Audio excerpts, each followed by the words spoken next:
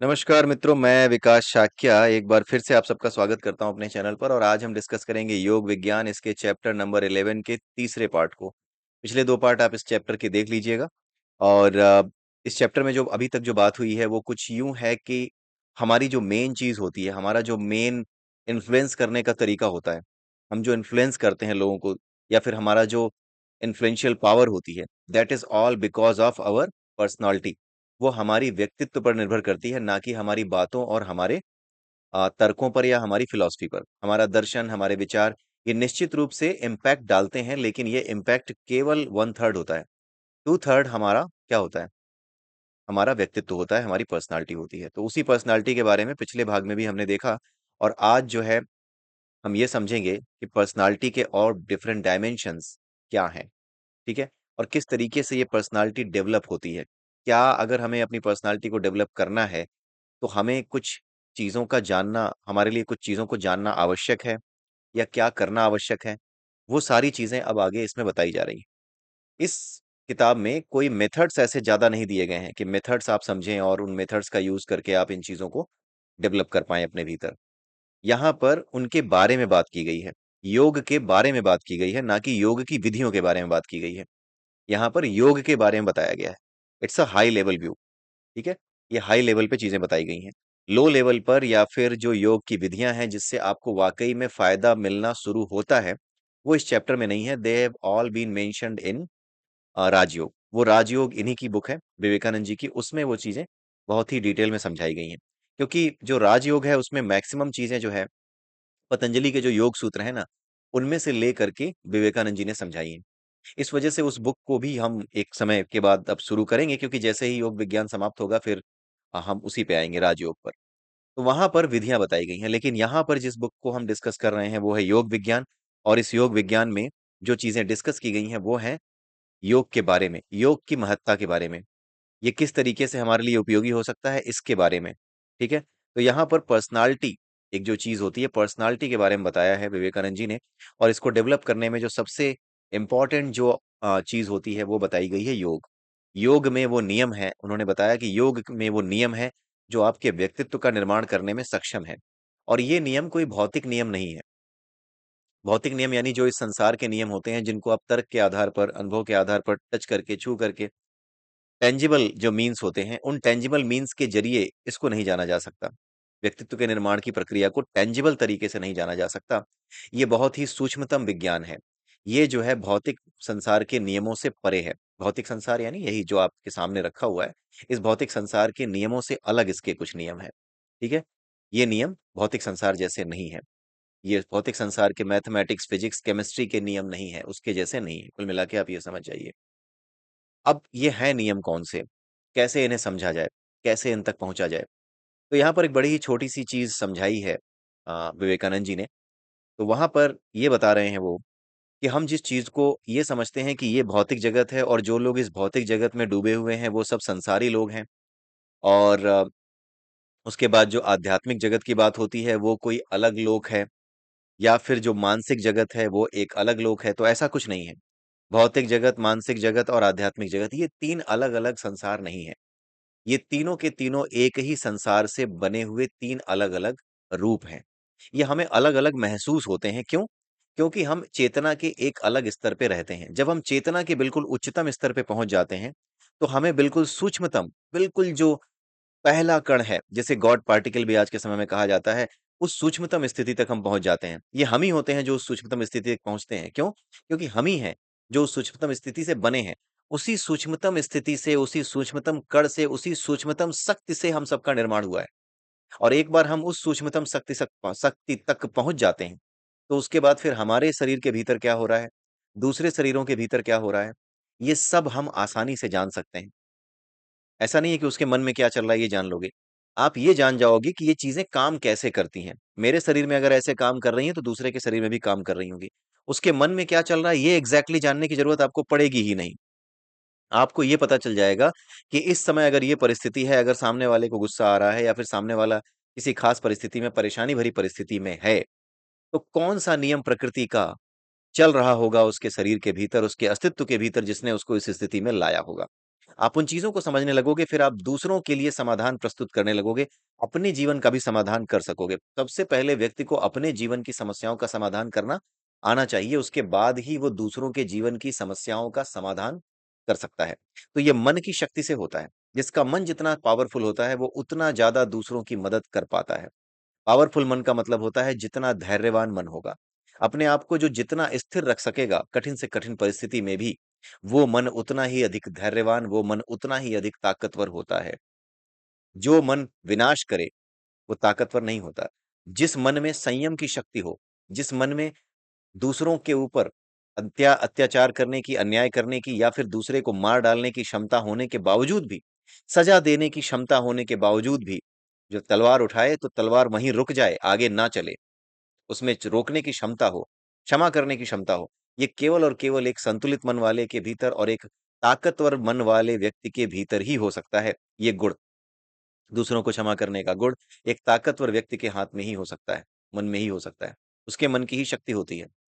लेकिन जो दूसरों को क्षमा नहीं कर सकता, वो उसके मन की शक्ति, कमजोरी, उसके मन की शक्ति की कमजोरी बताता है। ठीक है? तो ये जो चीज़ें हैं, सूक्ष्म से स्थूल से सूक्ष्म की ओर जाने वाली जो सूक्ष्मतम शक्तियाँ हैं, जिन सूक्ष्मतम शक्तियों ने इस पूरे के पूरे स्थूल जगत को प्रकट किया है, वही मुख्य शक्ति है। और जब हम उन सूक्ष्मतम शक्तियों तक पहुँचते हैं, किसके माध्यम से? योग के माध्यम से, तब जाकर के हम हमारे व्यक्तित्व का निर्माण कर पाते हैं। व्यक्तित्व का निर्माण आप ऐसे समझ जाइए कि व्यक्तित्व का निर्माण तो आखिरी उद्देश्य है ही नहीं।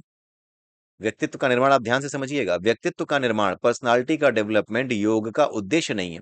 The target of yoga is not the development of personality.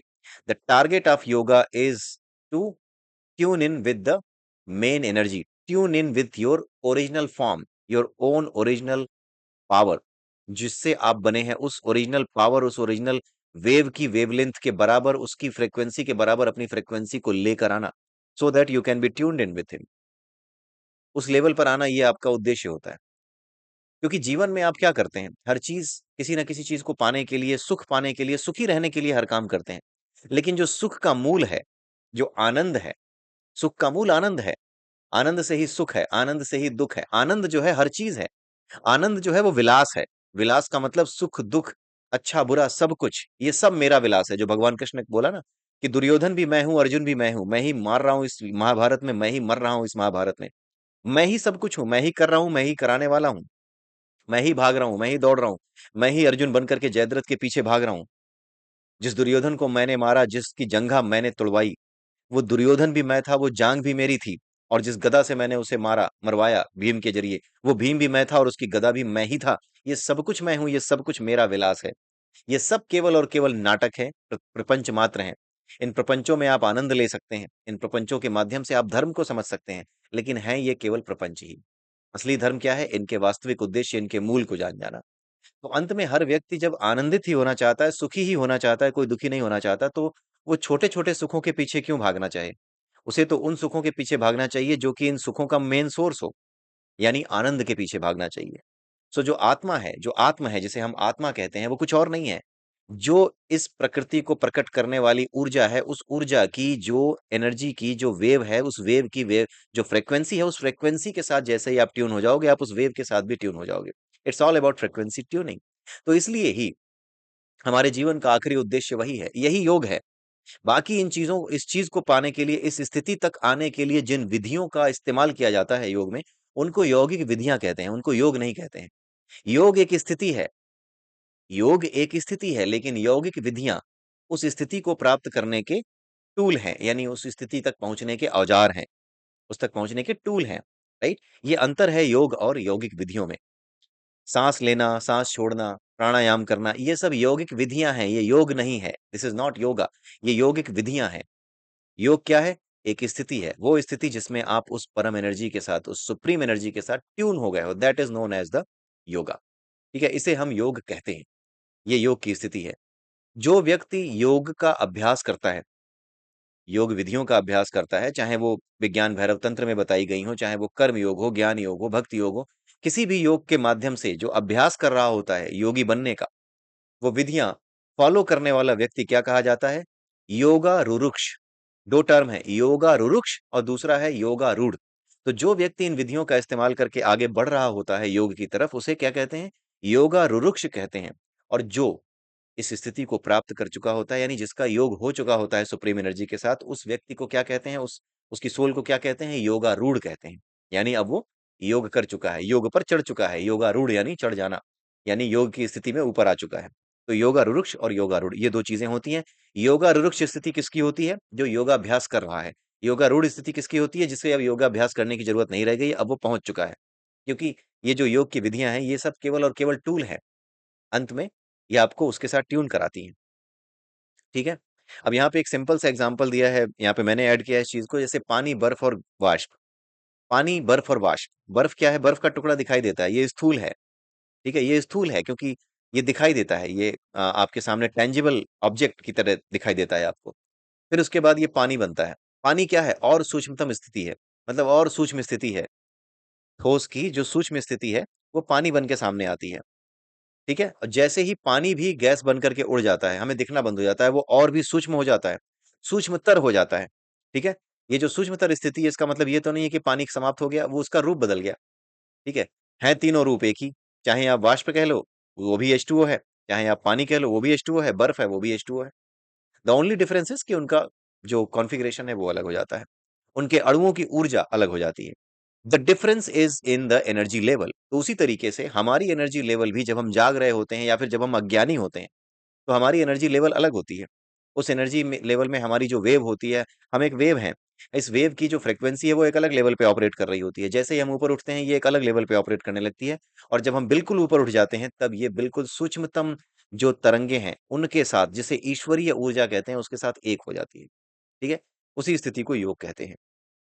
तो यहाँ पर दूसरा पॉइंट अगर आप देखें, तो भौतिक, आध्यात्मिक या जो मानसिक जगत है, ये अलग-अलग सत्ताएँ नहीं होती हैं, बल्कि एक ही सत्ता होती है, जो स्थूल रूप में भौतिक दिखाई देती है। भौतिक अगर आप कहें तो वो स्थूल रूप है। उसके बाद और सूक्ष्म रूप में जाते हैं, तो हम अपने मन को समझने लगते हैं, यानी मानसिक स्थिति तक पहुँच जाते हैं। और जब हम और सूक्ष्म और गहराई में जाते हैं कि मन को भी चलाने वाला कौन है, मन का भी जो नियमन करने वाला है, मन को भी जो पुश करने वाला है, धक्का देने वाला है, वो कौन है? तो हम पहुँच जाते हैं आत्मा तक। यानी ईश्वर तक, ठीक है? तो पानी, बर्फ और जो वाष्प की उपमा दी गई, यहाँ पे एग्ज़ाम्पल दिया गया, वो इसी चीज़ को समझाने के लिए दिया गया कि जो भौतिक जगत है, आध्यात्मिक जगत है और मानसिक जगत है, ये अलग नहीं है। एक ही ऊर्जा के अलग-अलग रूप हैं। ठीक वैसे ही जैसे पानी को H2O जो है H2O जो है पानी को भी कहते हैं, H2O बर्फ को भी कहते हैं और H2O गैस को भी कहते हैं, जलवाष्प को भी कहते हैं। जो जलवाष्प है, वाटर वेपर है, उसको भी H2O ही कहते हैं। उसका भी केमिकल फ़ॉर्मूला H2O ही है। ठीक उसी तरीके से है सब कुछ वही एक, परमात्मा, परम तत्व। लेकिन हमारे एनर्जी लेवल के अकॉर्डिंग, जैसे बर्फ, उसके अणुओं की एनर्जी लेवल अलग है, इसलिए वो ठोस के रूप में दिख रहा है। और अगर हमारे एनर्जी लेवल बढ़ जाए, बर्फ की एनर्जी लेवल बढ़ा दें, तो वो लिक्विड बन जाता है, पानी बन जाता है।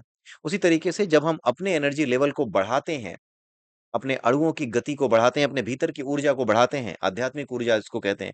भीतर की ऊर्जा बढ़ाना आध्यात्मिकता है। आध्यात्मिकता के ज़रिए ही ये काम होते हैं, ठीक है? तो इसको एक टर्म दे दिया गया है, इन नामों से परेशान होने की ज़रूरत नहीं है, कि ये क्या है, अजीब से नाम बोलने में, सुनने में लोग हमें जज जज करेंगे, जजमेंटल लगेगा।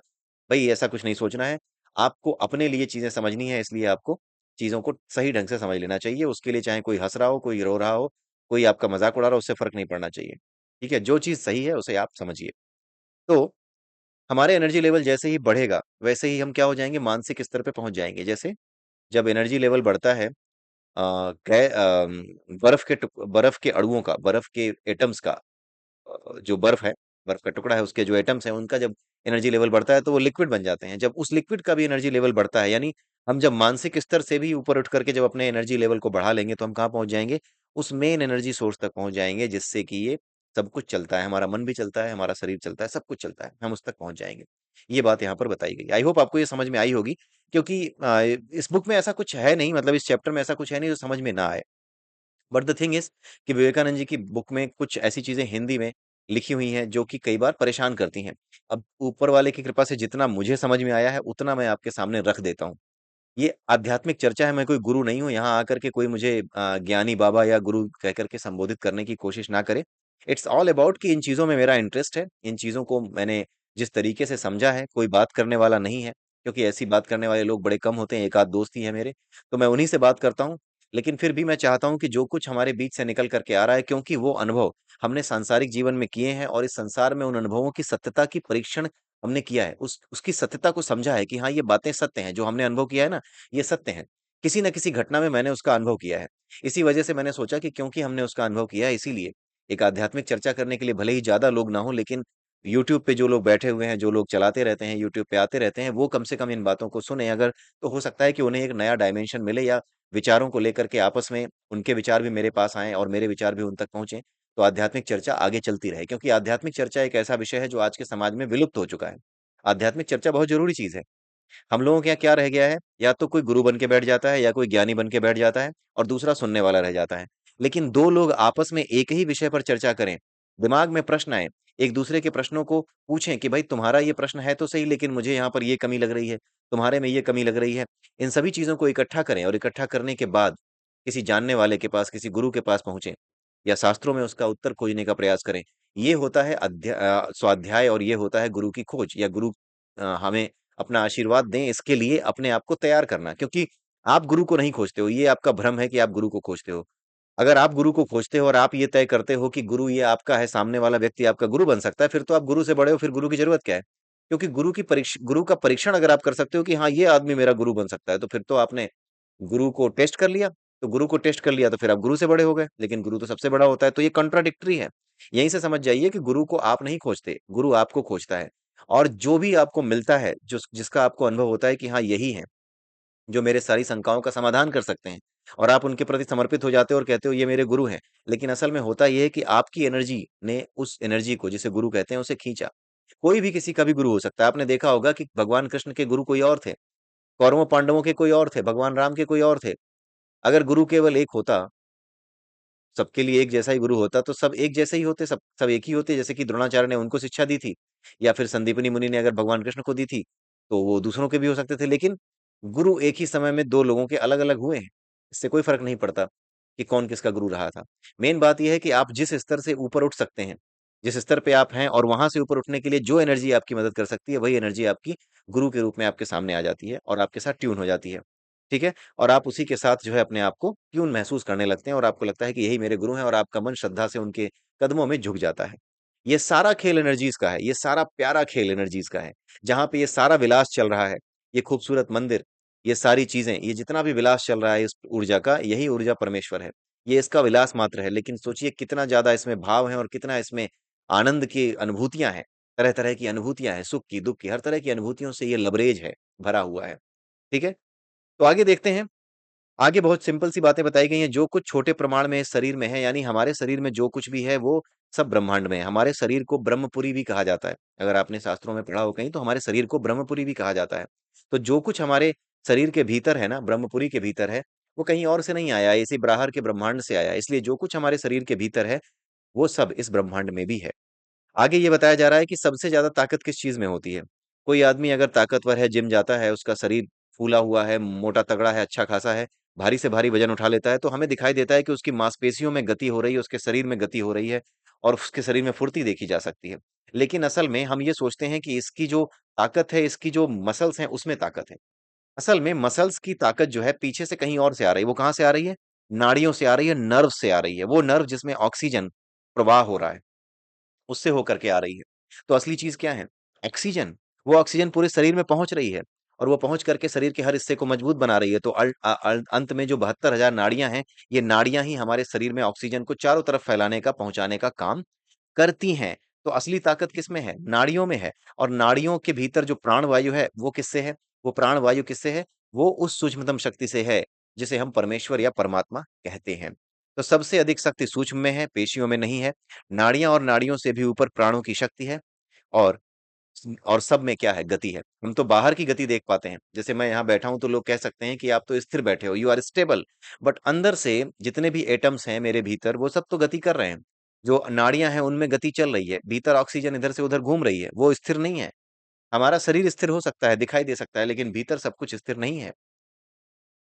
जितनी भी मुख्य शक्तियाँ हैं, वो लगातार हमारे जाने बिना काम करती रहती हैं। हम अपने आप को स्थिर कर लेते हैं, लेकिन इसका मतलब ये थोड़ी है कि हमारे पूरे अस्तित्व में स्थिरता आ गई। हमारा पूरा अस्तित्व अभी भी अलग-अलग रूपों में चल रहा है, प्राणवायु के रूप में चल रहा है, शरीर के भीतर हवा चल रही है। जो प्राणवायु है वो चल रही है, ठीक है? तो ये सारी चीज़ें इस तरीके से समझाई जाती हैं, तो सबसे अधिक शक्ति प्राणों में है और हर चीज़ में गति है, प्राणों में भी गति है।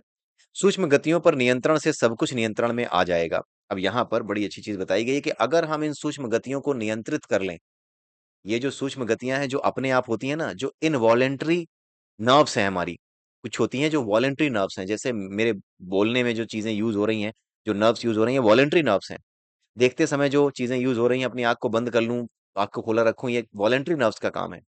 लेकिन कुछ ऐसी चीज़ें हैं जैसे दिल का धड़कना, शरीर के अंदर ऑक्सीजन की आपूर्ति होना, शरीर के अंदर ऑक्सीजन का चलना, पहुँचना हर हर हिस्से में, ये सब क्या है? ये इनवॉलंटरी नर्व्स का काम है। तो जो कुछ भी इनवॉलंटरी नर्व्स के ज़रिए होता है, उन सब चीज़ों को कंट्रोल करना, उसको कंट्रोल करने की जो विधि है, वो क्या है? प्राणायाम है, ठीक है? प्राणायाम क्या है? जो इनवॉलंटरी नर्व्स हैं हमारी, उनको कंट्रोल करने का तरीका है। ठीक है? उनको एक सिंपल हार्मोनिक मोशन में लाने का तरीका है। योग कुछ और नहीं, योग करने की जो विधि है ना, वो सिंपल हार्मोनिक मोशन के ज़रिए ही चलती है क्योंकि पूरी की पूरी जो यूनिवर्स है, ये सिंपल हार्मोनिक मोशन में ही चल रहा है। हर चीज़ सिंपल हार्मोनिक मोशन में है। ठीक है? तो अपने पूरे एक्जिस्टेंस को हमें सिंपल हार्मोनिक मोशन में लाना पड़ता है, तो हमारे भीतर जो सूक्ष्म गतियाँ हो रही हैं, प्राणों की गति हो रही है, दिल धड़क रहा है, ये सारी चीज़ें क्या हैं? ये इनवॉलंटरी नर्व्स के ज़रिए हो रही हैं। ठीक है? तो इनवॉलंटरी नर्व्स को कंट्रोल करने का जो तरीका होता है, वो प्राणायाम है, वो योग के अंतर्गत आता है। और जो वॉलंटरी नर्व्स हैं, जैसे ये जीभ है, जीभ को स्वाद लगता है, ठीक है? जो स्वाद लगता है, दिमाग तक पहुँचता है, हमें महसूस होता है, वाह! क्या स्वाद है, ठीक है? अब ये जो चीज़ है, वाह! क्या स्वाद है, ये कहाँ से है? ये क्या हम इसको कंट्रोल नहीं कर सकते? कंट्रोल कर सकते हैं। हम इनवॉलंटरी नर्व्स को कंट्रोल नहीं कर सकते। वॉलंटरी नर्व्स को कंट्रोल कर सकते हैं। जैसे खाने के लिए मुझे स्वादिष्ट चीज़ खानी खानी है, लेकिन मुझे पता है कि ये मुझे परेशान करेगी, ये मुझे डायबिटीज़ करा देगी या डायबिटीज़ है मुझे या जो भी है, मैं इसको खाऊँगा तो नुकसान हो जाएगा। तो मैं क्या करता हूँ, इसे रोक लेता हूँ, डर से रोक लेता हूँ, चाहे जैसे भी रोकूँ। लेकिन अगर हम प्रोएक्टिवली इसे रोक लें तो बीमार पड़ेंगे ही नहीं। प्रोएक्टिवली ये अभ्यास कर लें कि हमें अपनी वॉलंटरी नर्व्स को कैसे रोकना है। तो हम क्या कहते हैं उसको? प्रत्याहार कहते हैं। प्राणायाम और प्रत्याहार 2 चीज़ें हैं। सिंपल सी डेफिनिशन आप समझ लीजिए कि प्राणायाम वो है जहाँ पे इनवॉलंटरी नर्व्स को आपको कंट्रोल करना सीखना होता है और प्रत्याहार वो है जहाँ पर आपको वॉलंटरी नर्व्स पे यानी कि मैं कुछ सुनूँ तो वो सुनूँ, जो मैं सुनना चाहूँ। मैं कुछ खाऊँ तो अपनी मर्ज़ी से खाऊँ, मेरे स्वाद की इच्छा मुझे बाहर करने ले जाए कि आज चल 1 रोटी ज़्यादा खा लेते हैं, आज तो बड़ी मस्त चीज़ बनी है, तेरे मनपसंद की चीज़ बनी है। तो इनवॉलंटरी नर्व्स को कंट्रोल करना प्राणायाम है, वॉलंटरी नर्व्स को कंट्रोल करना प्रत्याहार है। तो अगर हम जो ये सूक्ष्म शक्तियाँ हैं, जो हमें बहाए लिए जाती हैं, जो हमारे शरीर के भीतर चल रही हैं प्राणों के रूप में या फिर हमारे मन से इच्छाओं के रूप में आ रही हैं कि चलो मैं कुछ खा लूँ, आज स्वादिष्ट खा लूँ, स्वाद की इच्छा आ रही है।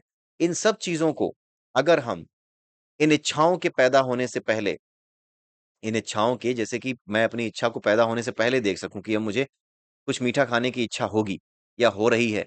तो जब वो हो रही है, हो जाती है ना तब हमें पता लगता है यार मीठा खाने का मन हो रहा है, क्रेविंग हो रही है।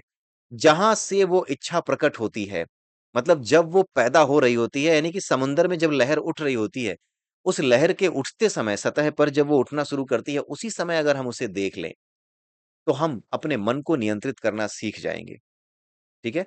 और अगर हम अपने मन को नियंत्रित करना सीख गए, तो यही नियम हर किसी के मन पर लागू होता है। और अगर हर किसी के मन पर लागू होता है, तो आप अपने मन को नियंत्रित करना सीख करके दूसरों के मन को भी इसी प्रकार से नियंत्रित कर सकते हैं। अब अगर आप दूसरों के मन को नियंत्रित कर सकते हैं, तो उनका गलत फ़ायदा भी इस शक्ति का, इस ज्ञान का गलत फ़ायदा भी उठा सकते हैं क्योंकि आप दूसरों के मन को नियंत्रित कर रहे हैं। और अगर ऐसा होता है, तो इसीलिए अगर ऐसा क्या यही होता है, अगर आप दूसरों के मन को समझ सकें, तो यही करेंगे। दूसरों को या तो फ़ायदा पहुँचाएँगे या नुकसान पहुँचाएँगे या अपना फ़ायदा निकालने के लिए उनके मन के साथ खेलेंगे, ठीक है? तो उनके मन के साथ ना खेलें या फिर अगर उनके मन का इस्तेमाल करें, उनके मन के साथ अगर हम खेलें भी, तो भी उसमें इतनी नैतिकता हो कि हम उसका भला ही करें। हम उसे सही मार्ग पर ही ले जाएँ, उसका नुकसान ना करें या अपने फ़ायदे के लिए उसका नुकसान ना करें। इसीलिए जब हम धर्म की बात करते हैं, देखिए यहाँ पर बताया भी गया है, सबसे लास्ट पैरा देखिए आप, बताया भी गया है कि यही कारण है कि भारत में धर्म में जो है पवित्रता और नैतिकता धर्म के ही विषय रहे हैं। पवित्रता और नैतिकता ये 2 चीज़ें धर्म के ही विषय रहे हैं, यानी कि धर्म के रास्ते पे जो चले, वो इन सूक्ष्म शक्तियों तक पहुँच जाता है और इन सूक्ष्म शक्तियों तक पहुँचने के बाद ये उसकी ज़िम्मेदारी बन जाती है कि वो सही तरीके से उनका इस्तेमाल करे। गलत इस्तेमाल उनका ना करे, इसलिए नैतिकता धर्म का मुख्य अंग है। ठीक है? पवित्रता धर्म का मुख्य अंग है। तो यहाँ से अब आपको समझ में आ गया होगा कि मन को अधीन करने पर क्या होता है। अगर आप मन को अधीन करना सीख गए, अपने मन के भीतर उठने वाले विचारों को देखना सीख गए, देखोगे कैसे? अपन ये कहने में तो आसान है कि आप अपने मन के भीतर जब कोई विचार पैदा होता है ना, तभी उसको देख लो। कहना आसान है, लेकिन क्या करना भी आसान है? देखिए, करना इतना आसान तो नहीं है, लेकिन एक किताब है विज्ञान भैरव तंत्र, जिसमें भगवान शिव ने माता पार्वती को 112 विधियाँ बताई हैं अपने बोध को जानने के लिए, अपने स्वरूप को जानने के लिए। ठीक है? जिसे पराभैरव कहते हैं। हमारा असली स्वरूप जो है, पराभैरव है। तांत्रिक उसे पराभैरव कहते हैं। और जो तांत्रिक नहीं है, तांत्रिक यानी कि तंत्र विज्ञान में विश्वास रखने वाले, उसे पराभैरव कहते हैं, वो शिव जी ही हैं। और जो लोग भक्त हैं, वो उन्हें महादेव कहते हैं, उनकी पूजा महादेव के रूप में करते हैं। और जो लोग शिव तत्व के नाम से उन्हें जानते हैं, वो सब क्या हैं? वो सारे लोग जो हैं, वो निर्गुण शिव की उपासना करने वाले लोग हैं। तो उनको शिव कहते हैं। ठीक है? तो शिव, भोलेनाथ, ये सब अलग-अलग सेक्ट के लोग, भक्ति योग के लोग कुछ और कहते हैं, तंत्र के लोग जो है उन्हें पराभैरव या भैरव कहते हैं, और माता पार्वती को भैरवी कहते हैं। तो भैरव और भैरवी कुछ और नहीं है, जिनको हम माता पार्वती और शिव जी कहते हैं, वही तंत्र विज्ञान में भैरव और भैरवी कहे जाते हैं। ठीक है? तो ये बात आपको समझ में आनी चाहिए। और अब जो है, एक विधि जो है छोटी-सी, मैं बात ये कर रहा था कि विज्ञान भैरव तंत्र की बात क्यों आई? विज्ञान भैरव तंत्र की बात इसलिए आई क्योंकि विज्ञान भैरव तंत्र में 112 विधियाँ बताई गई हैं। उसमें से एक विधि जिसका आप ट्राई कर सकते हैं इस चीज़ के लिए, जहाँ पे विचार उठ रहा है, उठते समय ही उसको देखने के लिए। देखिए, बड़ी ही साइकोलॉजिकल विधि है, इसमें कोई बहुत बड़ी चीज़ नहीं है, कोई बहुत बड़ा रहस्य नहीं है। ये हम सब जानते हैं। अगर हम थोड़ा-सा सोचें, समझें, तो ये हम समझ सकते हैं कि क्यों ये विधि काम करती है। इस विधि में बताया ये गया है, इसमें नहीं लिखी हुई है, मैं आपको बता रहा हूँ, मेरी तरफ देखिए। कोई भी जो विचार है, उसको उठने से पहले अगर आपको देखना है, तो आप बड़े आराम से ध्यान की स्थिति में बैठिए, जो बताया गया है एक विधि में। बड़े आराम से ध्यान की स्थिति में बैठिए और नज़र रखिए। नज़र रखिए, दिमाग को बिल्कुल स्थिर कर लीजिए, देखिए कि उठेगा विचार या नहीं कोई। अब देखिए, जैसे ही अपने आप को अटेंटिव कर लिया आपने ना, आपने जैसे ही अपने आप को अटेंटिव कर लिया कि कोई विचार उठेगा तो मैं उसको देखूँगा, आपको लगता है कि अब कोई विचार उठेगा? नहीं उठेगा। यही साइकोलॉजिकल मेथड है। आपको लगातार अटेंटिव रहना है कि मुझे देखना है कोई विचार उठता है या नहीं। जब तक आप दिमाग में ये बनाए रहोगे, जब तक आप इसी चीज़ के साथ संकल्प किए बैठे रहोगे, देख रहा हूँ, देख रहा हूँ, देख रहा हूँ, कोई आया, कोई उठेगा तो वैसे ही देखूँगा, वो नहीं उठेगा। जब आप अपने आप को खुला छोड़ देते हो ना, जब आप अपने आप से अलग हो जाते हो, बेहोश हो जाते हो, मतलब बेहोश होने का मतलब ये कि आप जग तो रहे हो, लेकिन आप अपने आप को देख नहीं पा रहे। आपका शरीर, आपका मन आपके निरीक्षण में ना होकर के बिल्कुल खुला छूटा हुआ है। तो जब मन होगा, तो मीठा खाने का मन करने लगेगा। मीठा खाने का जब मन करने लगेगा, तब आपके सामने आएगा कि मीठा खाने का मन किया। लेकिन ये उठा कहाँ से था, ये तो नहीं देख पाओगे। लेकिन ये जो विधि है, ये इसी चीज़ को जानने का तरीका है, इसको समझने का तरीका है। ये बड़ी ही मनोवैज्ञानिक विधि है। इसमें होता क्या है कि लगातार जब आप अटेंटिव रहेंगे ना कि देखूँगा मैं, जैसे ही वो थॉट आएगा ना, मैं उसको पकड़ लूँगा। तो जब तक आप ऐसे बैठे रहेंगे ना, कोई थॉट आपके दिमाग में आएगा नहीं। और जब कोई थॉट आपके दिमाग में आएगा नहीं, आप एक जगह अटेंटिव होंगे, तो आप क्या हो जाएँगे? फ़ोकस्ड हो जाएँगे, ध्यान में चले जाएँगे। आपका ध्यान केंद्रित हो जाएगा एक चीज़ पे। तो ये रिवर्स वे में ध्यान को केंद्रित करने का एक तरीका है, जिसकी विधि है। जैसे ही आप इसको देखना चाहेंगे ना कि जैसे ही विचार उठेगा मैं उसको देखना चाह रहा हूँ, कोई विचार ही नहीं उठेगा। जब आप इसको बिल्कुल इतना इस लेवल पे आ जाएँगे कि हाँ, मैं जब देखता हूँ तो विचार नहीं उठता, तो थोड़ा-सा आप ढीला छोड़ेंगे। लेकिन आपने अपने दिमाग को अटेंटिव रहना सिखा दिया है। ध्यान से सुनिएगा, आपने अपने दिमाग को अटेंटिव रहना सिखा दिया है। इस वजह से जब आप आगे ढीला छोड़ेंगे ना, यानी कि देखिए, योगाभ्यास तो दिन भर थोड़ी किया जाता है। 15 मिनट, 20 मिनट सुबह आप करेंगे, तो जो भी 15-20 मिनट आप करेंगे, उतनी देर तक अटेंटिव रहिए कि मैं देखूँगा, देखता हूँ कैसे उठता है। इस तरीके से आप अपने दिमाग को अभ्यास करवा रहे हैं, इसकी प्रैक्टिस करवा रहे हैं, राइट? कि देख, आप अपने आप को प्रैक्टिस करवा रहे हैं। जिस चीज़ की आप प्रैक्टिस करवाते हैं ना, वो चीज़ आपका चरित्र बन जाती है। फिर वो अपने आप होने लगती है, फिर आपका दिमाग आपकी आज्ञा की प्रतीक्षा नहीं करता कि देख, कुछ उठा। आपका दिमाग आपकी आज्ञा की प्रतीक्षा नहीं करेगा, वो अपने आप ये काम करेगा। प्रैक्टिस के ऊपर ही है, जैसे गाड़ी चलाना सीखते हो, तो गाड़ी चलाना जब पहली बार सीख रहे थे, तो कितनी दिक्कत हो रही थी। पड़ोस में कोई बैठा हुआ कोई छोटा-सा जोक भी मार दे, तो कहते, "चुप रहो यार, बहुत टेंशन है रे बाबा, नहीं चला पा रहा हूँ।" ठीक है? तो ये तब होता था जब आप सीख रहे थे, लेकिन आपने अपने माइंड को ट्रेन किया। गाड़ी सीखना क्या है? माइंड को ट्रेन करना ही है, बाकी सबको पता है, किसी अनपढ़ को भी बता दोगे एक एक्सीलरेटर होता है, एक एबीसी होता है, एक्सीलरेटर है, ब्रेक है, क्लच है, ऐसे-ऐसे करते हैं और अगर स्टार्ट करना है गाड़ी तो पहले क्लच दबाओ, फिर उसके बाद धीरे से एक्सेलरेटर जो है छोड़ो तो आपकी गाड़ी बढ़ जाएगी। ये सब सिखाने को थ्योरेटिकली आप सिखा सकते हो। लेकिन जब प्रैक्टिकली जब चलाना सीखते हो तो आपको क्या करना होता है? आपको अभ्यास करना होता है और अभ्यास क्यों करना होता है? क्योंकि आपको अपने चरित्र के भीतर, आपके दिमाग के भीतर, आपकी बुद्धि के भीतर ये इन्फॉर्मेशन डालनी होती है। आपको अपने अस्तित्व में ये इन्फॉर्मेशन डालनी होती है कि भाई ये लगातार मैं कर रहा हूँ, यानी कि तुझे इस चीज़ का अभ्यास हो जाना चाहिए। तो जब अभ्यास होने की बात होती है, तो वो जो न्यूरन हमारा जो नर्वस सिस्टम है, वो एक set of new neurons create कर लेता है। जब भी हम कुछ नया सीखते हैं, तो set of new neurons create होते हैं, ठीक है? तो वो जो न्यू न्यूरॉन्स क्रिएट होते हैं, वो अपने आप अपना काम करने लगते हैं, आपकी आज्ञा की प्रतीक्षा नहीं करते, ठीक है? तो इसी वजह से जब आप सुबह-सुबह अभ्यास करेंगे, लगातार 1 महीने, 2 महीने तक इसी का अभ्यास करेंगे, तो आपके दिमाग को अभ्यास हो जाएगा। फिर वो आपकी आज्ञा की प्रतीक्षा नहीं करेगा। तो इससे होगा क्या? होगा ये कि जब आपको कुछ मीठा खाने का मन करेगा या आपको गुस्सा आ रहा होगा ना, तो क्योंकि आपने सिखा दिया अपने माइंड को अटेंटिव रहना, कि देखना है, उठेगा तो अब वो देखेगा। अब जब आपको गुस्सा आएगा ना, तो आप देख पाओगे कि अरे! मुझे गुस्सा आया, मुझे नोइंगली उधर नहीं जाना है। लेकिन नॉर्मली क्या होता है, गुस्सा आया तो "ऐट तेरे की, इधर आ बे, देखता हूँ तुझे।" ये होता है। लेकिन आप इस चीज़ का अभ्यास लगातार करते रहेंगे, इस विधि का जो विज्ञान भैरव तंत्र से मैंने अभी आपको बताई है, तो आपका दिमाग ट्रेन्ड हो चुका होगा और एक समय ऐसा आएगा कि जब आप इस पे ध्यान नहीं भी दे रहे होगे, अपना रोज़मर्रा का काम कर रहे होगे, कोई सामने से आया, किसी ने उल्टी-सीधी बात की, आपको गुस्सा आएगा। लेकिन जैसे ही आएगा ना, वैसे ही आप क्योंकि अटेंटिव रहना सिखा चुके हैं अपने माइंड को, तो वो माइंड आपको टक करके बता देगा, "भाई कुछ आया।" क्योंकि आप तो लगातार उम्मीद में बैठे थे ना, जब आप प्रैक्टिस करोगे तो लगातार उम्मीद में बैठे हो कि कुछ तो आएगा, लेकिन जब तक देखोगे वो आएगा कहाँ से? नहीं आएगा। तो क्योंकि आपने उसको टकटकी लगाना सिखा दिया अपने माइंड को, तो जब भी कुछ आएगा ना, वो आपको बता देगा। तो आपको एक झटका-सा लगेगा, एक छोटा-सा झटका लगेगा और आपको पता लगेगा कि ओह! मुझे गुस्सा आ रहा है। And then you will be able to manage it, right? फिर आप गुस्सा करोगे, आएगा नहीं। फिर आप ये समझोगे कि गुस्सा आ तो रहा है, मेरे को भीतर से आया, उठा। लेकिन अटेंटिव होने की वजह से आपका माइंड आपको बता देगा और फिर आप ये डिसाइड कर पाओगे कि क्या वाक़ई में यहाँ पर गुस्सा करना ज़रूरी है? और जब ये क्षमता विकसित हो जाएगी, तो आपको गुस्सा आएगा नहीं, आप गुस्सा करोगे। आपने सुना होगा, पढ़ा होगा, बहुत से ग्रंथों में जैसे माता दुर्गा के बारे में या माँ शक्ति के बारे में पढ़ा होगा, कि उन्हें क्रोध आया नहीं, उन्होंने क्रोध किया, माँ ने क्रोध किया, भगवान शिव ने क्रोध किया। ऐसा कहीं लिखा नहीं मिलता कि उन्हें क्रोध आया। अब आप समझे क्यों नहीं लिखा मिलता? क्योंकि वो जागृत आत्माएँ हैं, वो जागृति के स्तर पे हैं, वो ईश्वर हैं।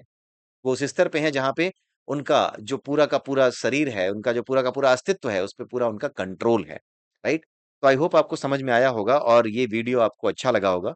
ये वीडियो इंडिपेंडेंट भी आप देख सकते हैं हालाँकि, तो अपने जितने भी फ्रेंड्स हैं, जितना अधिक से अधिक आप उनको शेयर कर सकें, करिएगा, उनका फीडबैक भी लीजिएगा एंड अपना फीडबैक भी आप मुझे दीजिएगा।